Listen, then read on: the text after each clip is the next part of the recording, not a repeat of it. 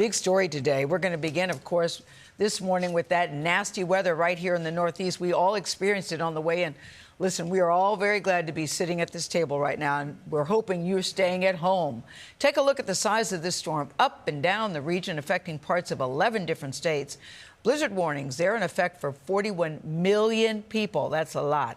The storm is so severe that several major cities are telling residents, please, please, please do not leave your house unless you absolutely have to. New England, by the way, could get up to 2 feet of snow.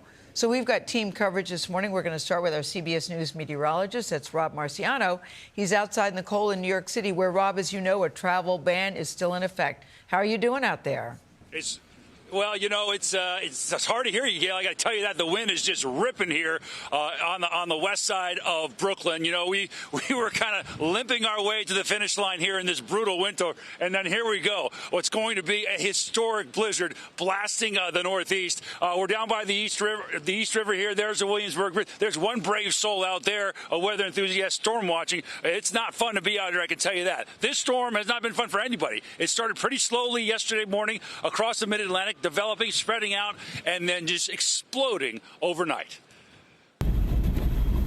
This morning, a blizzard blasting away at the Northeast, from New York City to Boston, causing chaos on Interstate 95. Drivers struggling through the brunt of the storm on highways in Connecticut.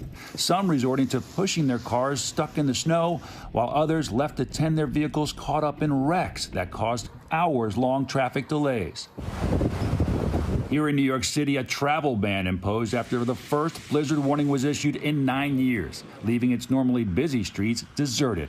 And in fact, New York City is bracing for one to make some history, being the top 10 worst winter storms in the last 150 years. The heavy snow expected to pile up more than 15 inches and winds gusting over 50 miles per hour. This will be New York City's first old-school snow day since 2019. On Long Island, the winter storm proving too dangerous even for snowplows. This one flipped on its side about an hour east of New York City. More than 40 million people are under blizzard warnings along 700 miles of East Coast from Maryland to Maine. In Atlantic City, New Jersey, the wintry weather covered the beach in a sea of white, where more than a foot of snow has already fallen. Just up the shoreline, dangerous conditions shut down businesses at this normally bustling promenade. Usually even in the winter, we got people coming through, taking walks on the boardwalk, so this is weird that it's kind of like a ghost town. And in Boston, where city streets and sidewalks are still clogged from the last snowstorms, over 2 feet more could fall. The city's mayor urging people to stay off the roads. Boston is no stranger to nor'easters, but this is going to be a big one. And so we need everyone to just be inside, stay warm, stay safe, and let the plows do their work.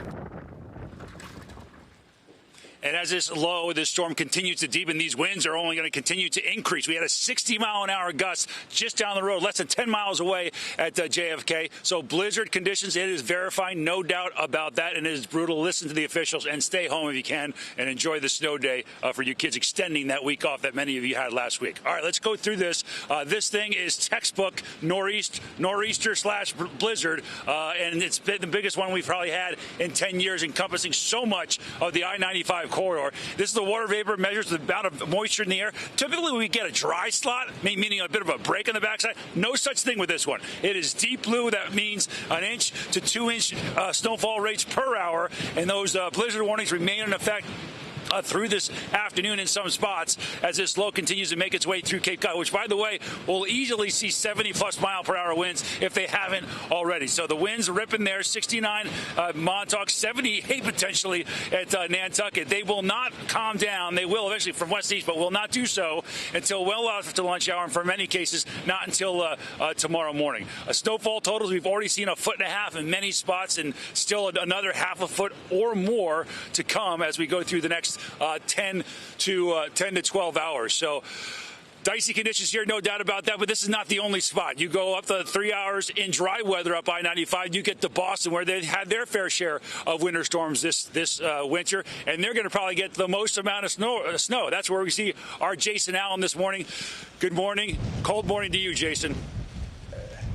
Good morning, Rob. You mentioned limping to the finish line where you are. And here in Boston, really just starting to feel the brunt of this storm, the heaviest of the snow starting to come down as the sun is coming up this morning. As we look around, and there's one of those big gusts of winds. We're just starting to feel those. You know, it's kind of like those outer bands of the hurricanes we feel when we're down south. And when that happens, you can't see any of the city back here behind us. So what I was saying, it's hard to tell just how much snow has fallen, maybe down to my wrist right now. And this is, you know, it's very fine snow, but it's also very, very heavy. This is the kind of snow, as you look around, it's sticking to the light poles. It's sticking to the trees back here. We know that down to the south as well here, south of the city, they're very concerned about the possibility of power outages because of the branches coming down, falling on some of those power lines. And you're right, some of the heaviest snow, 18 to 24 inches here in the city, maybe as much to 30 inches in some of those spots to the south. So we've still got probably about 3 or 4 hours of the worst conditions here, Rob.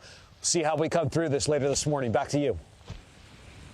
All right, Jason, well, hang tight. You know, that's a very important point to make. This is the wet snow, not like the dry stuff we had the last snowstorm. And with these winds and it's sticking to all those branches, we already have well over 300,000 people without power. That number is going to balloon, I think, as we go through the next several hours. So we're far from done with this thing, even though the crux of it came overnight last night, guys.